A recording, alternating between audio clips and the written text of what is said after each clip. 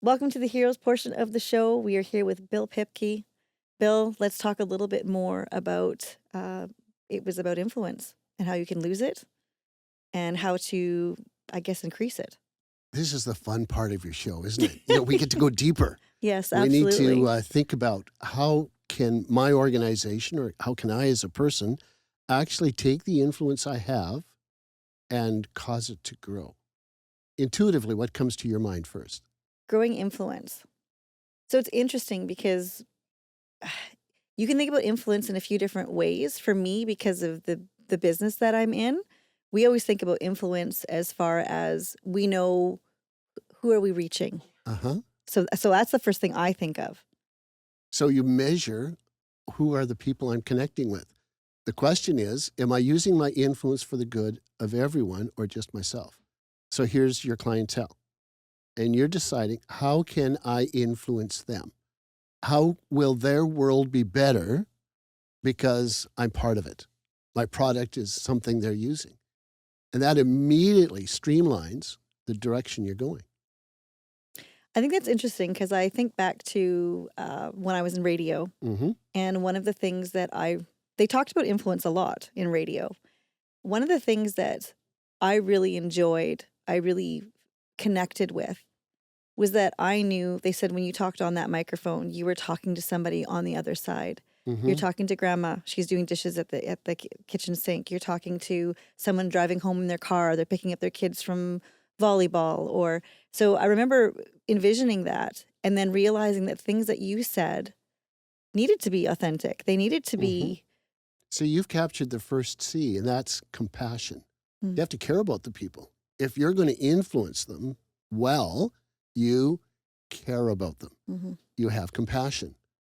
Another thing you're going to have is the courage to talk about what needs to be talked about and not avoid the things that are maybe, well, it'd be a little easier if we didn't talk about that. Yeah. But, good radio, what did you have to do? You needed to talk about the real issues.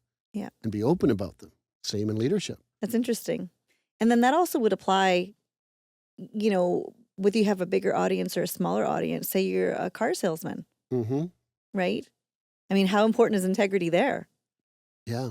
So if I come into that car dealership and I realize he has an interest in me as a person, he wants me to drive away with the right vehicle, you've got the courage to ask me the right questions so that I'm able to sort through that.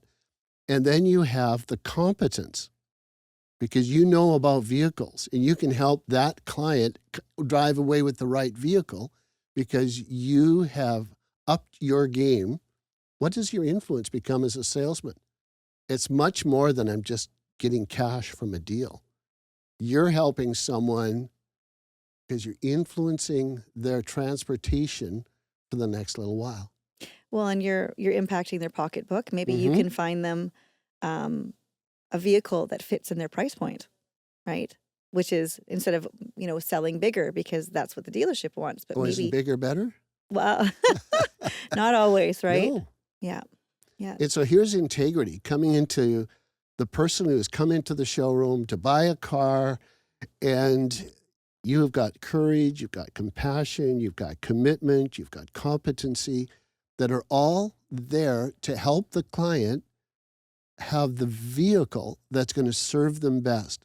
And then you actually are even thinking about how can they afford it? Can they afford it? And you are asking the right questions so that they don't leave with regret. They actually are going to say, that was the best experience. I went in there and ended up with the kind of vehicle I wanted. And all the way through, what were you doing? You were influencing them to succeed in the challenge they had. And what did you do? Well, you influenced yourself as a salesperson as well. And you acted with integrity. You didn't oversell them a vehicle they didn't need. You didn't refuse to listen to the fact they had 4 kids and, the small car wouldn't work, whatever. Mm-hmm. So it's about filling a need. That's really what, that's what I hear.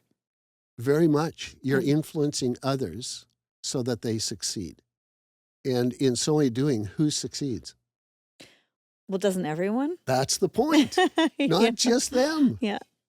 But if it was motivated for something that wasn't integrity, bring that same person into the showroom, and you have 5 models that you really need to get rid of, Mm-hmm. what are you going to try to do? Sell them one of the 5 models. Yeah. Even though that's not the fit for them. And if you know that, Yeah. right? So that's where the integrity, I'm assuming, comes in, is when you know, it comes to that point when you know, right? That's where the integrity comes in. And then you make a conscious decision. And how do you feel if you know I'm interested in you having the right vehicle?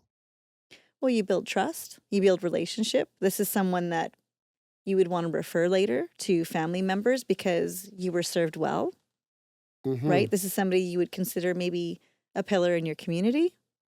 You know, this is somebody that you wouldn't mind saying hello to if you're out in a restaurant or, you know, out in the Yeah. community. Well, you've gone a long way from the used car salesman, Well, but haven't you? it depends on Because the the person has salesperson. integrity. Yeah.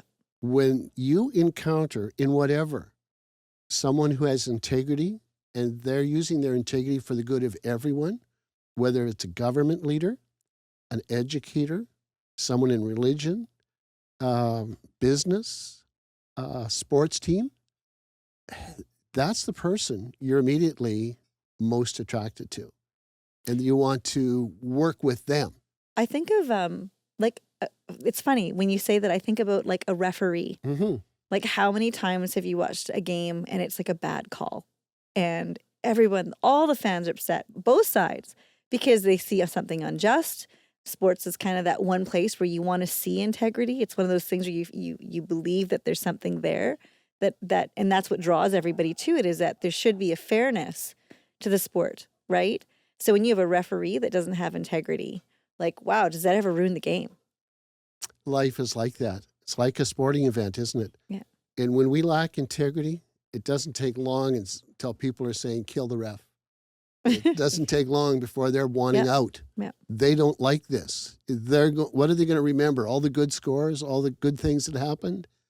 No. And in businesses, how many businesses have lost their reputation because they chose not to influence with justice for the good of everyone? That's pretty neat. So if you'd like to get your copy of Bill Pipke's book, Integrity, the Best Foundation, you can do that by clicking on the link below. Get your copy today.